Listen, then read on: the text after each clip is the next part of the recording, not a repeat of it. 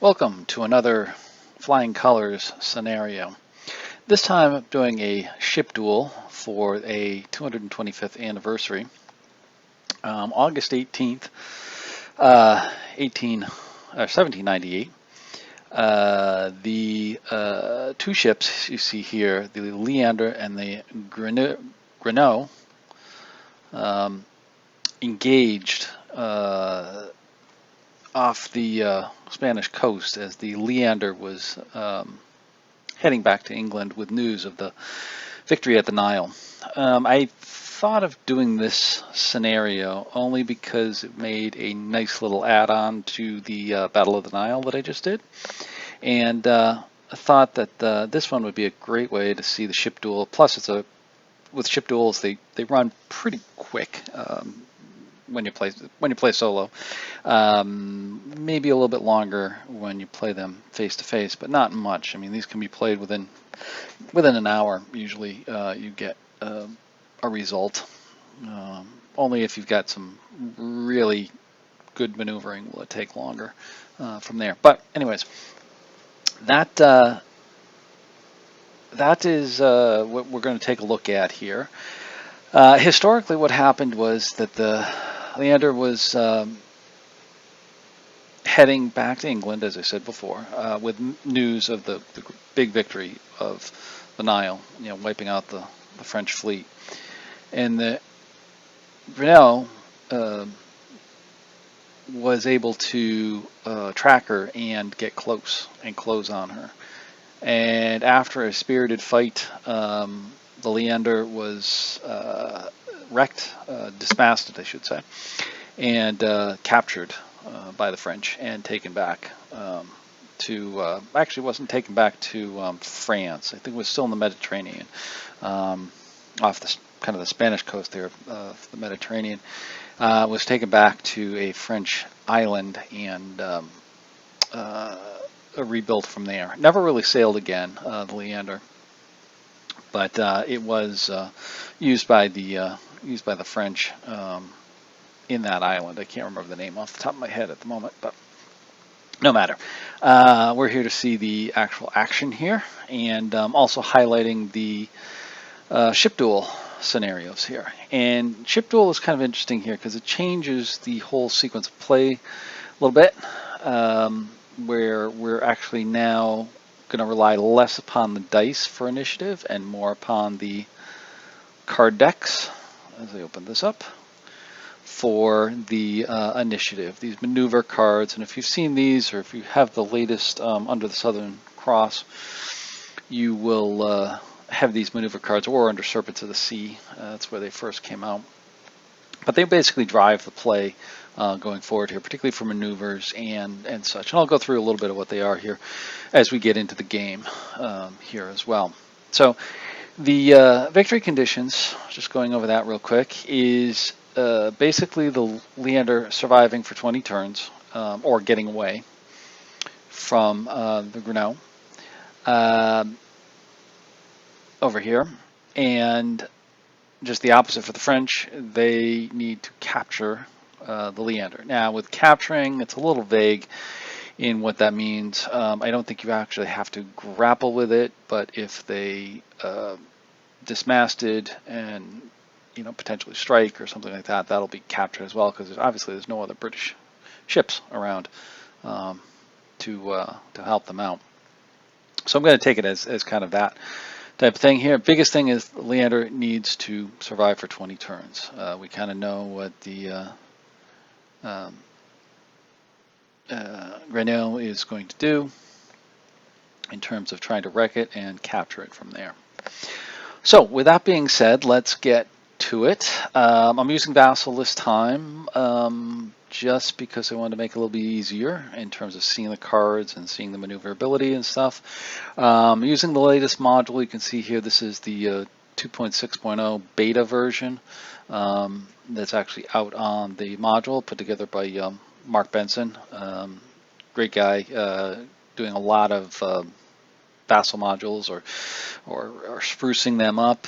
He's done a lot with Command and Colors and other ones there as well. So good stuff over there. Still kind of working on this, is kind of one of his to-do projects down the road. So hopefully we'll see more coming out of this. But I'm actually using this. There's a lot of good stuff in here. Maneuver cards.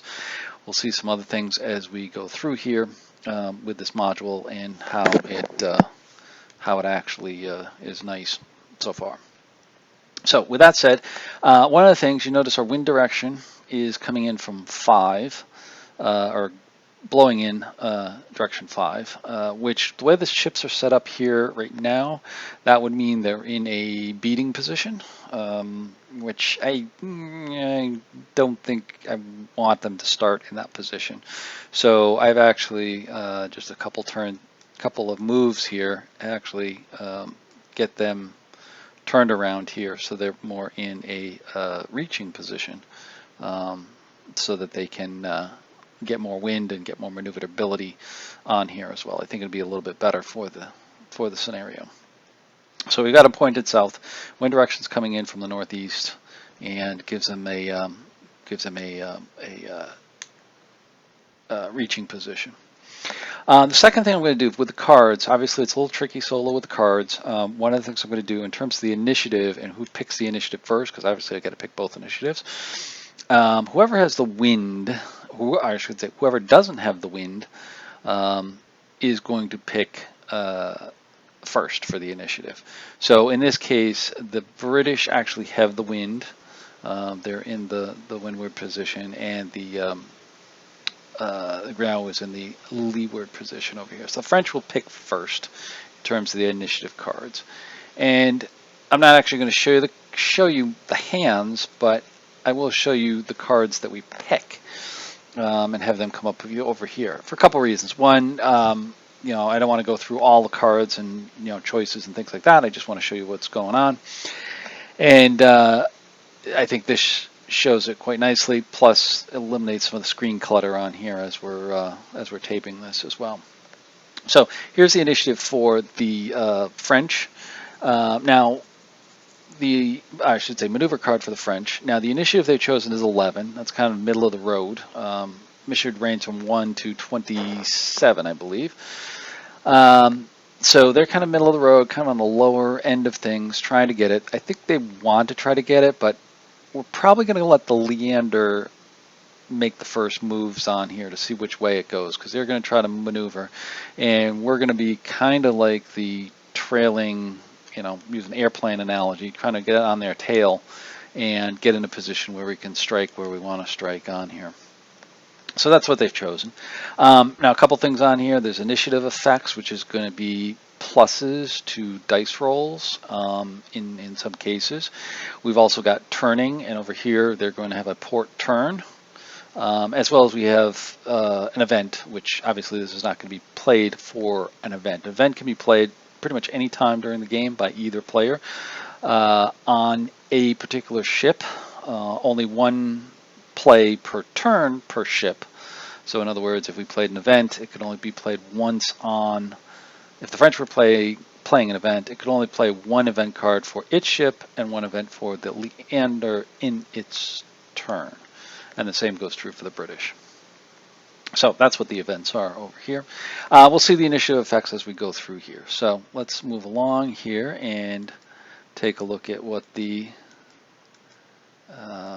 British have chosen. So the British actually chose 25 as the initiative. So this actually gives the initiative to the French. They will have pretty much freedom of movement anywhere they want, because they can either go forward, do a port turn, or a starboard turn on there as well. So let's see what we're going to do with the Leander. Now, one of the things I should have described before is the other thing I'm doing is putting down what my general orders or posture, I guess is the best way to put it, is going to be for each one of the ships. The French, very simple. They're going to close and try to destroy the Leander. The Leander has two choices. They can kind of cut and run or try to cut and run, which is going to be tough, or they can kind of turn and fight on here as well. And in this scenario, I'm going to have them try to turn and fight, because they may be able to get a turn over here, get some lucky shots to knock out some rigging so that they can get an advantage in terms of speed and then make a dash for it. So that's going to be kind of my tactic for them as we go along here. So with that, the French won the initiative. As I said before, the French want to see what the Leander is going to do. So they're actually going to pass the first turn over to the Leander and let them move first. So we're going to first have them move, and then they're going to turn. There we go. Get the right way. Get them turned the right way. Then make a port turn, or excuse me, a starboard turn back towards them. So they're going to close on them a little bit, try to get some quick shots on them, maybe a critical hit, and you know, see what they can do from there. We are playing with the optional defensive fire rules, so the Grenouille here could take a shot. I'm holding off on that because they do want to close to get better effect for their first shot. So now the Leander has reached its length, and it's looking to take a shot. You notice it's got a pretty long range here, 3, 6, 8 hexes, that's long range for them. But they're going to take a shot because they're at the end of their run. Try to get a critical hit on here. So here's the calculations for it. So they have a base 1 firepower, +2 for the initial broadside, +1 for the audacity, which gives them a +4 firepower, or a 4 firepower, I should say. They're going to fire at the rigging. I know that's not typically what the British do, but they want to try to knock them out to get rid of the speed. So the British are going to fire at the rigging. So it's going to be 4 firepower with a +1 for their modifier. And now let me talk about the modifiers. You can see down here there's a firing +1. That is the +1. That is a +1 that can be added to the dice roll when firing. Now there's no other dice roll modifiers because they are not firing against the wind, and they're not French when they're firing at the rigging. So this is just going to be the +1 from the card. They roll a 7, which is actually pretty good. 7 + 1 is 8, makes a rigging hit with a fire check. So that's pretty good. If we take a look at the to hit charts over here, just to show you this, they rolled on the 4 column, they rolled the 8, there's a rigging hit with an asterisk, which is the fire check. So that's pretty good, 1 hit and a fire check. So let's just progress through that. There's the hit. And then they're going to roll for the fire check. They need to roll 1 less than or equal to 1 to have a fire breakout. Rolls a 0, so a fire does break out. So this is looking interesting for the British. So the fire breaks out, and we've got the fire marker on them. So now it's going to be the Grenouille's move. So they're going to move forward. I should say they have actually a movement of 5 because they're in the reaching position, just like Leander had a move of 5. And just checking there to see if I want to shoot at them at that point. And they're a range of 8 as well. And I think they're going to take a shot here. Yeah, they're taking a shot here. Initial shot. Afterwards, you'll see. Afterwards, I thought about this, and I probably should have waited. You'll see why. So here's all the targeting over here. It's a 2 with a +2 finished broadside, makes a firepower of 4. They're going to fire for the rigging, of course, being French, into the wind, and a -1 for the card. You can see their card up here is a -1, so yields just a +1 on the dice roll. They roll a 5, +1 is 6. Gets a hull hit. Not exactly what they wanted when they're shooting at the rigging. So they'll take the hull hit, and that's all the movement. Or excuse me, that's not all the movement, but now they're going to move. They're going to turn. This time they are doing a port turn, and now heading towards the Leander, and then they're going to turn back there to get a better close. And this is where I thought about it afterwards. I should have waited and fired at this point because obviously they're much closer and they could have got more of a hit. But you know, my bad on that one. My fog of war. So that ends the movement for Grenache. Now we move on to the last part of the turn, where we're actually going to check for fire, see if it spreads. We roll a 6, which gets one more rigging hit, plus a chance for explosion, which could be very dramatic. Get the one rigging hit, and the roll for the explosion rolls a 7. No, they have to roll a 9 on the explosion, and so there's no explosion. So there we have it with the Grenache's move, and we move on to turn 2. Okay, so you can see this moves pretty quick. I just walked you through this in, about 5 minutes of time. I mean, even playing this is probably maybe double that when we're on there. So now moving on to turn 2, we're going to do a wind check, see if the wind changes. No, we roll an 8. There's no wind change. And now we're doing checking for the cards, and in this case, the French are still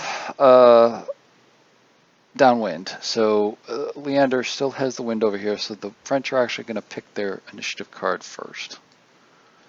So they pick this one with a 20, which is kind of a higher one. Again, potentially letting the Leander maneuver a little bit more, and then responding to it.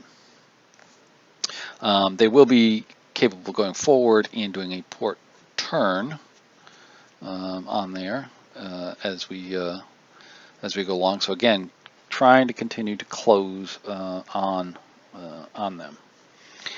And now we look at the British, and the British are going to select card 14, which obviously they're going to get a better initiative, so they're going to actually be the ones choosing this time.